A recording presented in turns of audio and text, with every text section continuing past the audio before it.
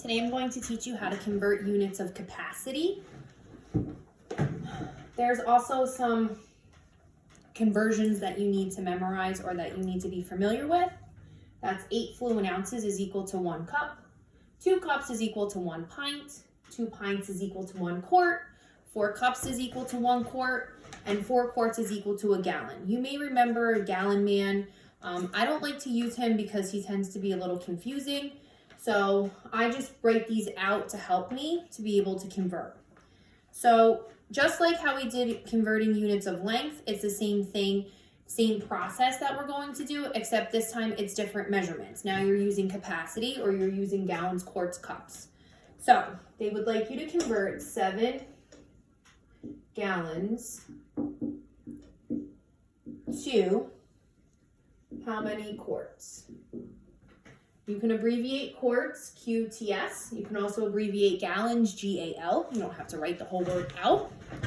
So the first thing you're going to do is start with what you know. Same thing as in length. So I know I have 7 gallons and I need to go to quarts. So I write that up here.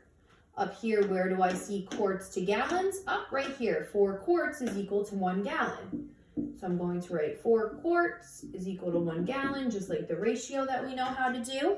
And again, the 7 is next to the 4, so that means we multiply. 7 times 4 is equal to 28.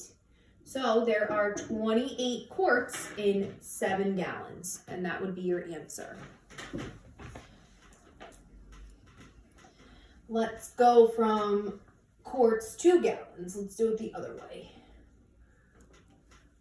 So now you have 20 quarts, and they want to know how many gallons is in 20 quarts.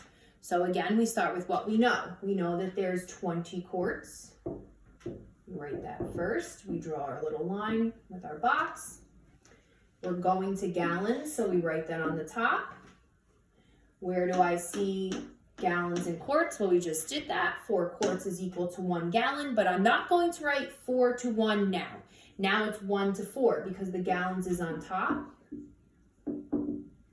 So I have 20 quarts and I have the ratio of 1 over 4. Now 20 is next to 1, so that would really be 20 times 1. And this is 1 again, so that's 1 times 4. So you would really get the ratio of 20 over 4. You don't have to write that out. If this is a 1 next to it, you know that you're multiplying. But if the number's on the bottom, you know you just divide. So 20 divided by 4 is equal to 5. So in 20 quarts, there are 5 gallons. Let's do another one. All right. Sometimes in capacity, your numbers do not go in evenly. So for example, they want you to do 33 pints and they put equals and they have a question mark for quarts and a question mark for pints. Because 33 does not make a quart evenly. So you start with 33 pints. Don't let this confuse you. You are going to quarts.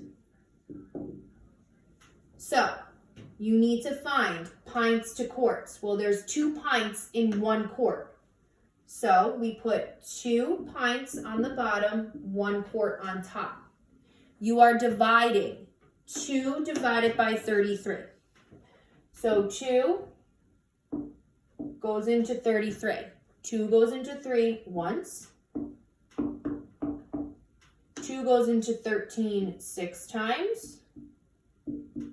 And now you have 1 left over.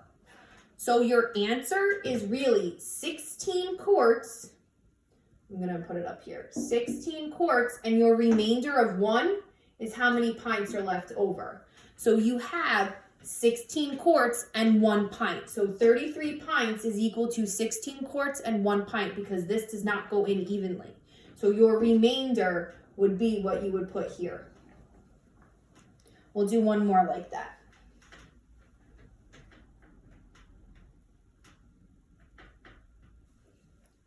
They have 24 fluid ounces. That's how you abbreviate FL.OZ. And they want that to go to pints and then cups. So you need to figure out how many fluid ounces are in a pint.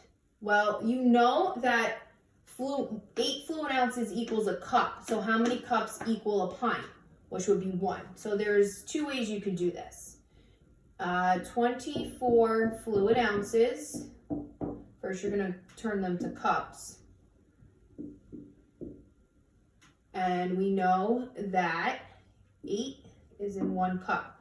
So 24 divided by 8 is 3. So that's 3 cups. Now we need to go cups to pints. So underneath, you have 3 cups. And I need to go to pints. So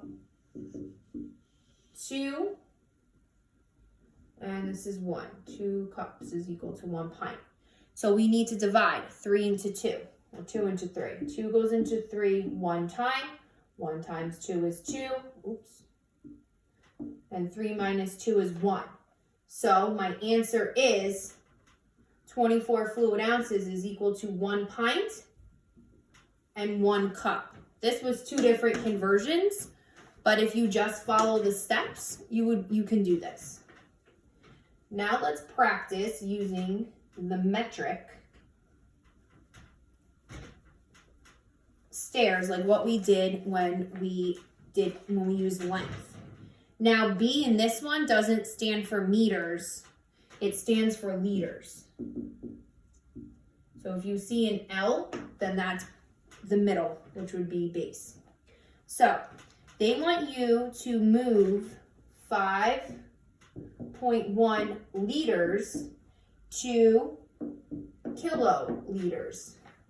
So again, I put my dot in the middle for liters, and I put my dot here for kilo. I'm moving to the left. How many do I move to the left? 1, 2, 3. So that means I move my decimal here 3 places to the left. 1, 2, 3. So my answer is 0.0051 kiloliters. Again, we went from a smaller unit to a bigger unit, so my answer needs to be smaller. Let's practice another one.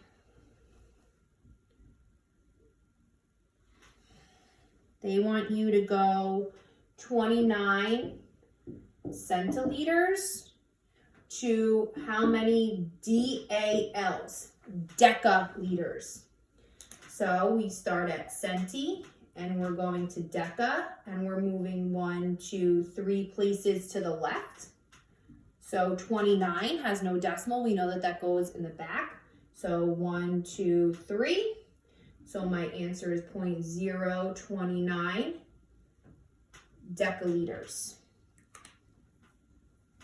When you're writing liters, your L always has to be capitalized, by the way. All right, one more.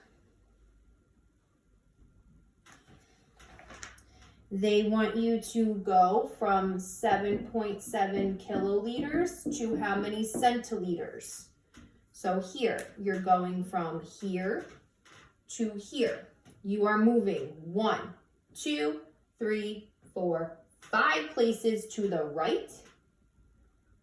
So 1, 2, 3, 4, 5. We know we have to put zeros in here for all of these. So if I erase all of my movements, I know that I will get 770,000 centiliters. You are going from a bigger to a smaller unit, so your answer needs to be bigger. You are going to need more centiliters than kiloliters. I hope this helps, and keep practicing.